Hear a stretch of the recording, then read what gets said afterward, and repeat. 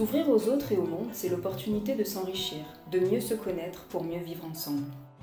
Depuis quelques années, Apprentis d'Auteuil sur le site du Château des Vaux en Eure-et-Loir accueille de plus en plus de mineurs isolés venant de plusieurs pays, jeunes que l'État appelle MNA, mineurs non accompagnés. Aujourd'hui, plus de 22 nationalités vivent ensemble, au quotidien, sur ce site devenu un magnifique village-monde. En chaque jeune accueilli se cache un talent précieux, qui, comme un diamant, a besoin de toute notre attention pour briller de tous ses éclats. Soutenu par Yann Arthus Bertrand et inspiré de son film documentaire Human, humain en anglais, ce projet, Human, qui signifie Toi, apprenti d'Auteuil, donne la parole à 19 jeunes et 8 adultes, femmes et hommes, de 14 nationalités différentes, qui vivent et travaillent ensemble sur ce site. Entre souvenirs de leur pays, moments de fierté et de réussite, entre réalité d'hier et rêve de demain, découvrez Human, le film et ses podcasts.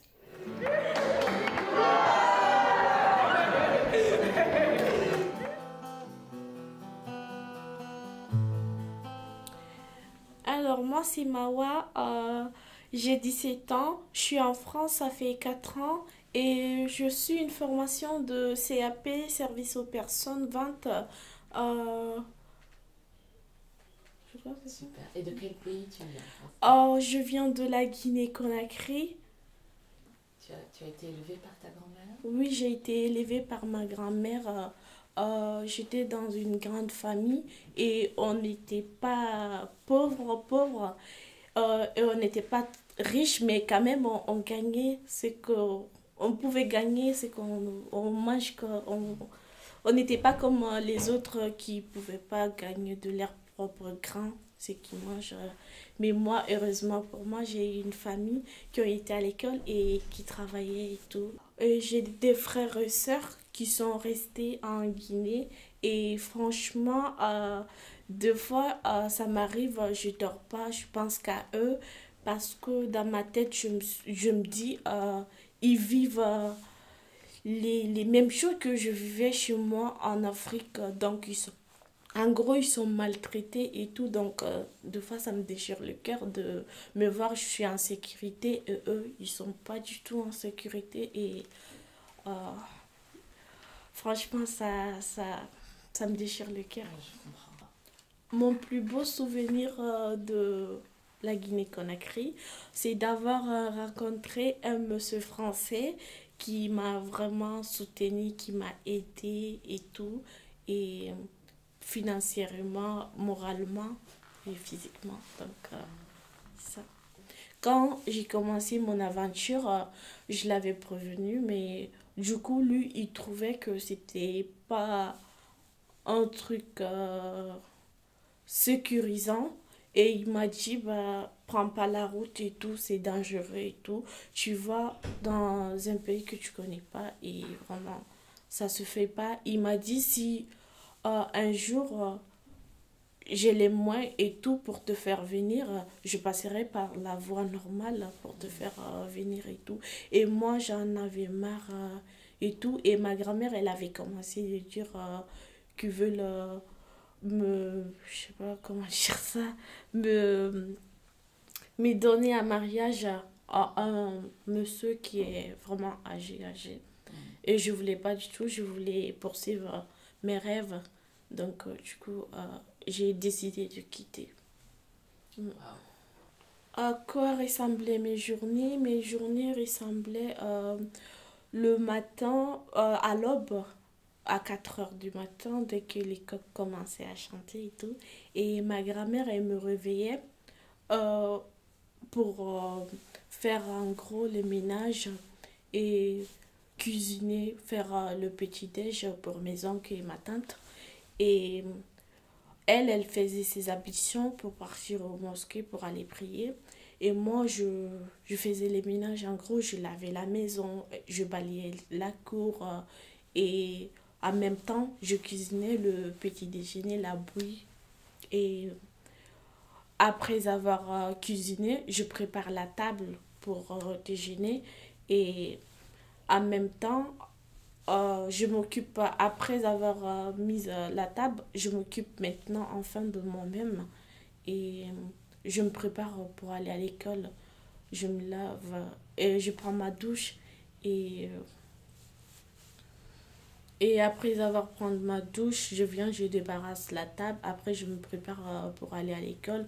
Deux fois à l'école parce que la rentrée dans les classes, c'est prévu à 7h45. Et deux fois, j'étais en retard. Et chez nous, en Afrique, quand tu es en retard, on te tape. Il y a le surveillant à la porte, on te tape.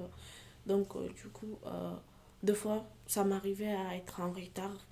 Et la journée pour l'école, c'était de 7h45 à 14h30 et je retournais à la maison et je mettais encore la table pour le, le repas du midi, je dirais. Et en même temps, quand je finis, je débarrasse. Quand on finit de manger tous ensemble, je débarrasse. Et après, c'est de prendre les moutons pour les amener à, je sais pas comment dire ça, à manger les herbes. Oui, Après, oui, après. Et je restais là-bas jusqu'à 19h au coucher du soleil. Et c'est mon temps libre pour moi de un peu réviser et de tresser les enfants des voisins ou voisines et de réfléchir et tout. C'était... euh, imagine que ton frère et ta sœur voient cette vidéo, te voient. Ils vont sûrement la voir peut-être un jour. Qu'est-ce que tu aurais envie de leur dire là?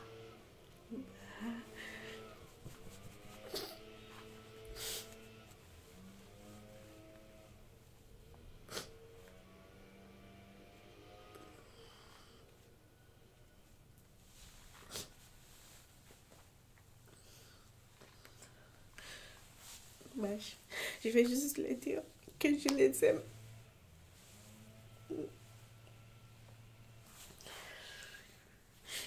Qui me manquent.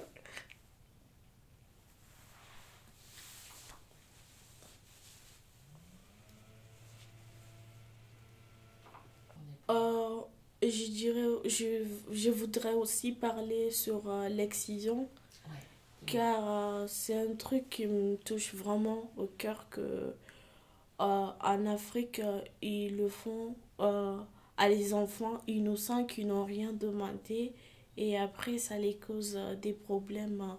Généralement, en accouchement, ils ont des problèmes et d'autres, ça les donne des maux de ventre et tout. Et d'autres même, ils préviennent à avoir des infections. Oui, parce que moi, je dirais, j'ai pas heureusement pour moi, j'ai été dans... Ma famille, ils étaient intellectuels, donc du coup, j'ai eu la chance de ne pas le faire dans les villages comme les autres filles qui partent dans les villages en, sans anesthésie et on les coupe avec les couteaux, les ciseaux non stérilisés. Et donc, du coup, deux fois, ils peuvent couper plus de 10 personnes avec les mêmes matériels. Et donc, il y a d'autres qui chopent les infections là-bas et tout. Et moi, heureusement, j'ai été chez une sage-femme qui m'a fait l'anesthésie. Et après, qui avait des trucs bien stérilisés et tout. Et on m'a excisé à l'âge de 6 ans. Mm. Est-ce qu'on t'a expliqué ce qu'on te faisait? Généralement, chez nous, je sais pas si c'est vrai ou c'est faux, mais ils disent, c'est écrit dans le Coran que la femme musulmane n'a pas droit à le plaisir. Mm. Et on te l'avait expliqué comme ça à 6 ans? Ah non, Non. du tout, du tout. Ma grand-mère, vu que moi, je montais pas assez souvent dans les voitures et tout, et ma grand-mère, elle sait bien, j'aime euh, monter dans les voitures et tout. Et elle me dit, tu viens m'accompagner chez ma copine. Je dis d'accord. Et elle avait fait un petit seau. Elle avait mis tous les trucs que la sage-femme elle avait demandé. Et tout. Et pour moi, on partait chez sa copine et tout. Et donc, du coup, on a commencé de marcher. J'ai dit, bah, on prend pas la voiture. Elle me dit non, c'est juste à côté. Et on est parti. Et j'ai vu la dame. Après, on est rentré. Pour moi, c'était ça, toujours sa copine et tout. Après, on est rentré. Quand on est rentré, et la dame, elle me dit de me déshabiller. Après, je dis pourquoi. Après, ma grand-mère, elle me dit tu te déshabilles. Après, je me déshabille. Après, je vois la dame qui sort des piqûres et tout. Et je commence à crier, je commence à pleurer, à pleurer. Après, elle me dit de écarter mes pieds. Je commence à toujours pleurer. Après, ils ont appelé des renforts pour venir tenir mes deux pieds et tout. Et ça s'est passé comme ça. Et je dirais aussi à la France, les enfants, ils ont beaucoup de chance parce que ici, les parents, ils font rien sans les prévenir. Alors en Afrique, c'est pas du tout, ça se passe pas comme ça. Ton avis, ça compte pas du tout. C'est les parents qui décident à ta place. Mm. Je comprends. Sabuye modena, malinde no sabuye modena, dom papala.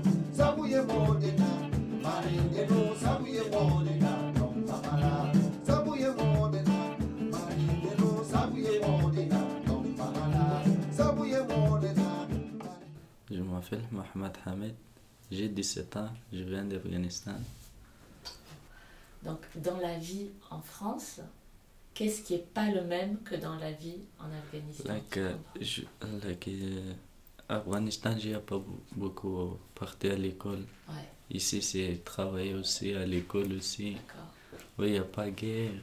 Ouais, Oui, ok. oui, comme ça, c'est bon. Et du coup, tu es libre ici, c'est ça? Quand il n'y a pas la guerre, ça veut dire que tu fais ce que tu veux, c'est ça que tu Oui, veux oui. dire? Ok, Mhm. d'accord. Quand tu es parti d'Afghanistan, Mhm. tu as pris le car, tu as marché? Oui, Comment tu j'ai as fait? à pied. À pied? Tu as tout fait à Oui, pied? tout. Mais c'est très très très très loin. Oui, Tu as mis combien de temps? Un an? 2 ans? c'est 8 mois comme ça. 8 mois à marcher. Oui, Tu j'ai étais- arrivé à prendre. Tu étais tout seul? Non, c'est beaucoup de garçons.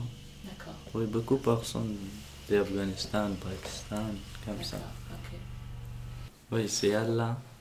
Ya Allah, astaghfirullah, ya Muhammad, subhanallah. Comme ça.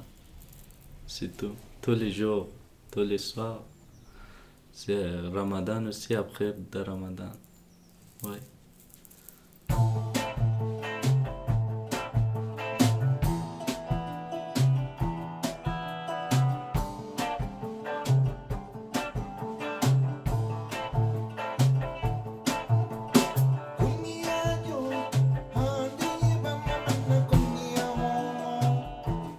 Je m'appelle Akashdeep Singh, j'ai 17 ans, je viens de Inde. En France, je suis depuis 4 ans. Et je suis au Château de Haut aux 4 ans aussi. Je suis en 12e année CAP cuisine. Tu- Je viens de Punjab, en Inde. C'est au nord de l'Inde. Ok. Est-ce que tu peux me parler du Punjab? Moi, je ne connais pas, je ne suis jamais allée. À quoi ça Punjab, ressemble? c'est un grand village.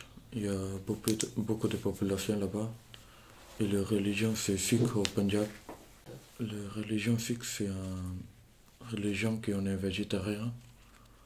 On respecte des adultes et on aime les petits. Il y a un gros temple dehors en Inde, au Punjab. Mhm. On a eu de temps en temps là-bas, dans les mois de temps en temps. Et sinon, on a un temple au village. Dans le village, on a un temple qui ont pris mardi, vendredi. Oui, il y a 5 cas qui on porte en respect, quoi, qui on ne doit pas couper les chevaux. Voilà. Et après, on porte un bracelet, un turban qu'on n'a pas le droit en France à porter. Ouais. À l'école, après, on a les couteaux, un gros couteau. Mais c'est pour porter c'est pour le aider, quoi.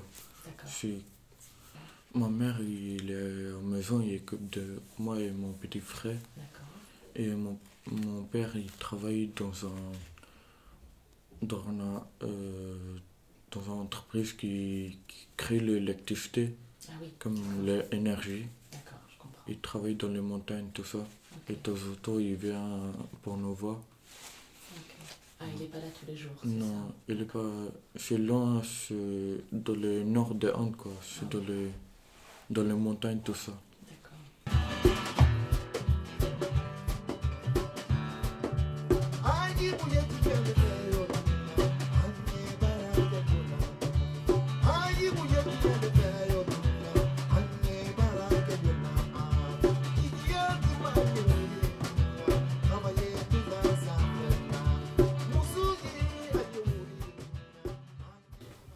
Alors, je m'appelle Aurore, j'ai 15 ans et je suis en 3e générale au collège du Château d'Évaux. Très bien. J'ai la chance d'habiter dans un pays où on manque de rien. On a l'accès à la santé, à l'eau potable, à la nourriture et à beaucoup de matériaux. On a aussi l'accès à l'électronique et puis voilà. Mais par contre, il y a des SDF et il y a aussi des gens qui viennent d'autres pays parce que dans leur pays ça se passe mal. Donc voilà. Mais je pense qu'on fait au mieux pour les aider.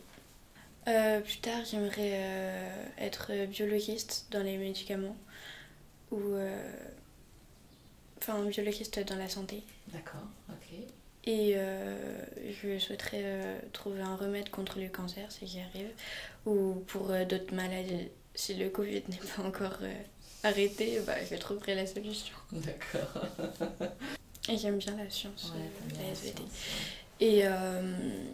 Et plus tard, j'aimerais faire des actions de bénévolat dans d'autres pays pour les aider à avoir des pays plus simples à vivre pour pouvoir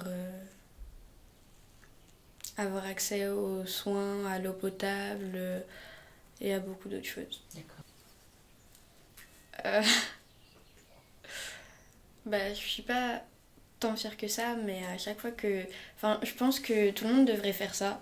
À chaque fois que le matin, je prenais le métro, quand j'habitais à Paris, et bah, je m'achetais un pain au chocolat et je donnais à un SDF si je voyais un SDF dans le métro. Et voilà, sinon je le mangeais. Le château d'Évaux, c'est plein de nationalités, plein d'origines, plein de religions. On a tous le droit aux mêmes choses. On a des soins médicaux, on a de la nourriture, de l'eau, de l'argent pour se vêtir. Ouais, c'est ça. On a on est logé, blanchi, on a tout ce qu'il nous faut niveau besoin primordial. Et puis c'est aussi découvrir de nouvelles personnes. Il y a une très bonne ambiance au château. Et puis voilà, s'ouvrir sur plein de choses. Et aussi on est beaucoup aidé sur tout ce qu'on veut. Nos projets professionnels, il y a énormément de métiers à découvrir ou de conseils à avoir de plein d'autres jeunes qui ont vécu les mêmes choses que toi ou plein de choses. Voilà.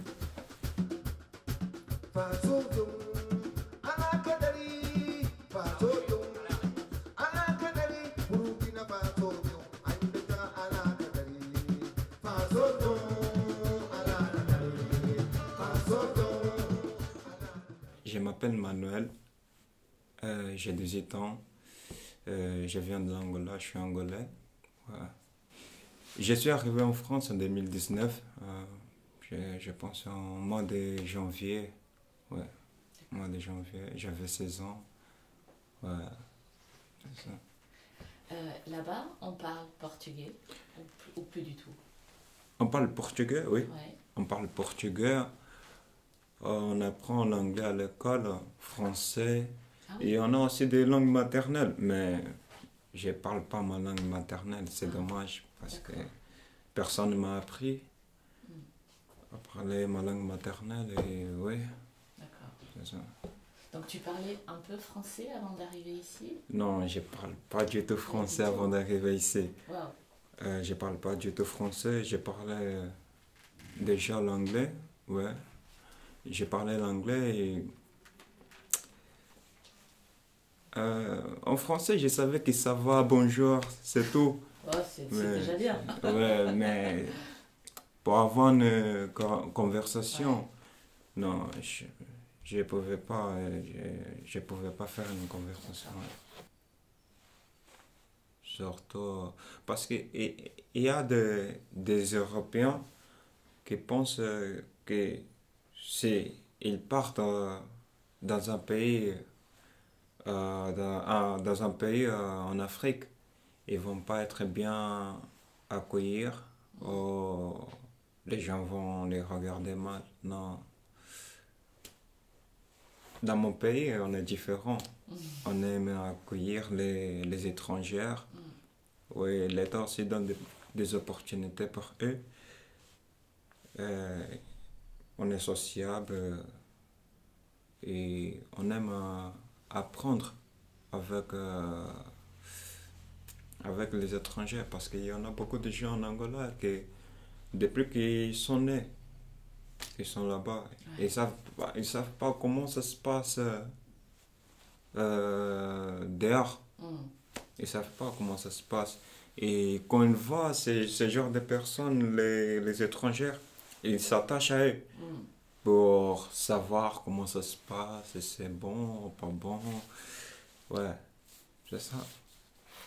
Quand je suis arrivé en France, ce qui m'a surpris, c'est de voir les gens. Non, pas bien les gens, les enfants. Il y a des enfants qui fument, des adolescents, mais en Angola, c'est rare. Il y a des adolescents qui fument, mais ils s'y cachent. Mais déjà, ici en France, on le montre à tout le monde. Et ouais, D'accord. ça m'a surpris, ça m'a beaucoup surpris, ouais, c'est ça. Je suis venu en France pour poursuivre mes études. Ouais, pour poursuivre mes études et pour avoir un diplôme, avoir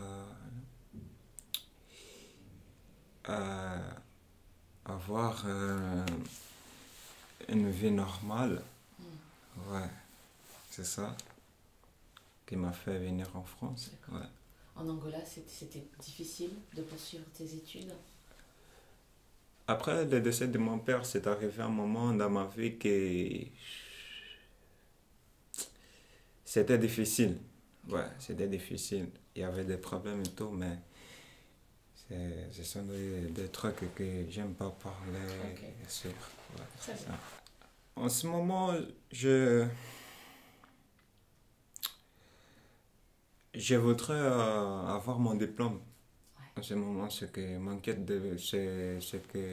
c'est que je veux de plus. C'est ça, ce que je veux de plus en ce moment. Avoir un diplôme, poursuivre, après faire les bacs, pour devenir un bon mécanicien. D'accord. Oui, c'est ça, parce que j'ai fait de la mécanique à l'école. D'accord.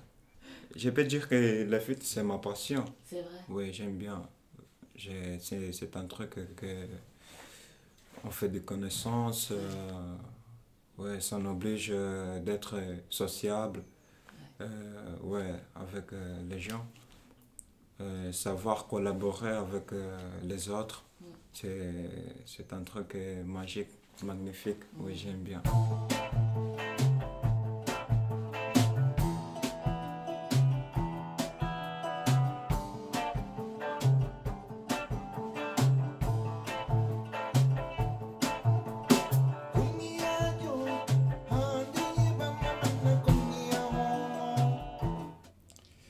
Donc, je m'appelle Guimet André Jules, pas Njim Njim, parce que si on le prononce à la française, ça serait Njim.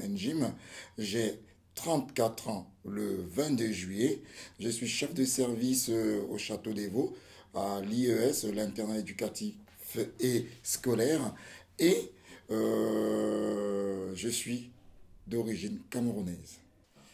Ce que j'ai envie, ce que je dirais à beaucoup de Français, c'est que le monde ne s'arrête pas juste à notre petit jardin.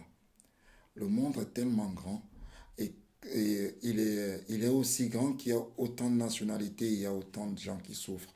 J'ai envie de leur dire que c'est pas par choix que la plupart des jeunes acceptent d'être déracinés, acceptent de quitter leurs parents, leurs amis, leurs frères, leurs sœurs. C'est pas par choix. C'est parce qu'à un moment donné, la misère est tellement grande qu'ils sont obligés de partir. Parce que pourquoi ils partiront? Parce qu'on se dit, si un seul enfant réussit et pourra faire vivre toute la famille.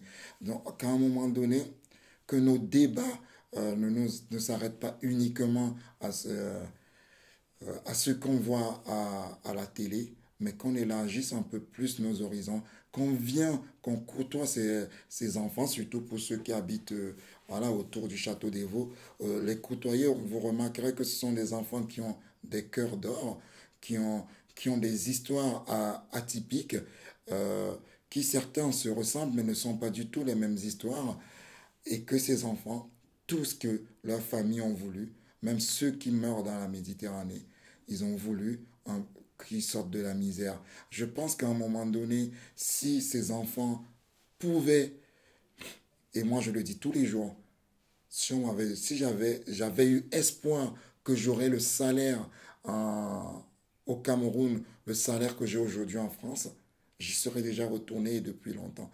Mais qu'est-ce que je pourrais garantir comme avenir à mon enfant si on rentre au Cameroun aujourd'hui? Rien. Voilà pourquoi la plupart, c'est le message que j'envoie à tous ceux qui ne connaissent pas ces cultures-là. Je leur envoie un message de dire acceptons-nous les uns les autres. Parce que souvent, on est ici, pas par choix, mais parce que la vie nous l'a obligé. Je pourrais parler jusqu'à demain, surtout quand je parle de mon métier parce que je suis un passionné. Et quand je parle de l'immigration aussi, de ces enfants qui meurent, je suis en colère. Quand je parle du sport professionnel je vois tous ces jeunes autour de moi, 90% quand même des jeunes qui viennent d'Afrique veulent devenir footballeurs. On ne se pose pas la question, on ne se dit pas pourquoi. Ils n'ont jamais été au centre de formation. Mais pourquoi? Parce qu'on nous a fait miroiter en Afrique qu'on ne sait pas jouer au foot en France. Et quand moi je suis arrivé en France, je suis allé jouer en banlieue, j'ai dit, oh, ah, les gars ils touchent. Les gars ils savent jouer au foot, mais ils ne sont pas des pros. Voilà. Donc quand je suis arrivé au Château des Vaux, je suis allé faire un petit entraînement à Belle-Île. Je me suis dit, mais ah bon? Donc même dans des petits villages comme celui-ci, il y a des gars qui savent jouer au foot. Voilà, donc à un moment donné, qu'on arrête de nous mentir, que des gens qui nous disent la vérité, quand on va en Afrique, disons la vérité aux gens. Disons aux gens que c'est dur. Disons-leur le métier qu'on fait en Europe. Parce qu'il y a certains, ils sont debout pendant toute la journée. À 35 ans, ils ne peuvent plus travailler parce que les reins ne peuvent plus tenir. Qui disent la vérité. La vérité que ça peut être pénible. Ce qui est vrai, c'est que les salaires sont meilleurs, mais qu'ils leur disent la vérité. Que le gars qui fait des raccords avec du goudron, qui doit se réveiller à 4 heures du matin ou travaille pendant la nuit sur l'autoroute pour boucher les trous des autoroutes, qui leur disent, ouais, les gars, c'est dur, quoi. Quand je viens ici avec des costumes, mais déjà, je trouve ça débile. Moi, je vais en Afrique, je suis en claquette, t-shirt toute la journée. Je suis content, je suis fier d'être africain et camerounais, mais je me refuse de mentir. Parce que le mensonge aujourd'hui est le gros ennemi de tous ceux qui sont en Europe et l'ennemi des jeunes africains, pakistanais ou de ceux qui sont dans les pays pauvres, le mensonge est le plus gros ennemi parce que nous qui sommes de l'autre côté, dites la diaspora, j'aimerais même qu'ils regardent la définition de diaspora dans le dictionnaire. On me dit de la diaspora, et c'est un très joli mot pour dire qu'on souffre en Europe, pour certains. Qu'on arrête de mentir et qu'on dise la vérité à ceux qui sont au pays. Je préfère, peut-être qu'on me dira, oui, mais Jules, toi, tu as réussi, c'est parce que ce qu'on me dit toujours, tu es chef de service, oui, mais je préfère payer les études d'un jeune en Afrique, de lui payer l'école de la 6e à l'université tous les ans, que de lui demander de prendre la route. Ou bien que d'aller construire un immeuble en Afrique, ce que j'aurais pu faire depuis des années. Mais je me refuse de cela parce que pour que la jeunesse africaine soit mieux aguerrie, il faut qu'elle soit bien instruite. Et la même chose pour les jeunes de banlieue. Et pour cela, il faut que ceux qui ont soi-disant réussi, mettent les moyens pour que les autres s'en sortent. Et c'est comme ça qu'on aura moins de jeunes qui perdront leur vie dans la Méditerranée.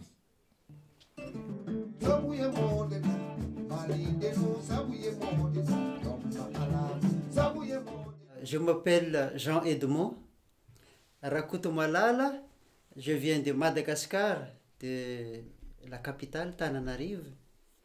Je suis venu ici au château des Vaux